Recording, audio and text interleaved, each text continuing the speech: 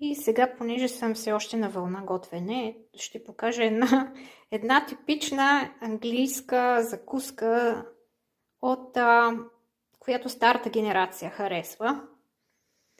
И ето имаме, това е портокалово сладко, Orange Marmalade. Намазана филийка бял хляб с масло и банан.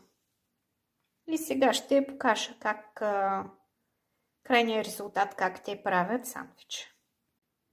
Ето това е английската закуска, която мен специално много ме изненада. Филия с масло намазана, бананов сандвич, филия намазана с масло, с портокалово сладко отгоре и с парченца банани. Аз никога не съм пробвала такова нещо. Нямам никаква представа какъв вкус има.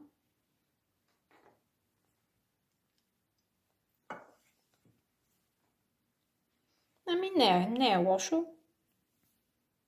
Препоръчвам го да се опита.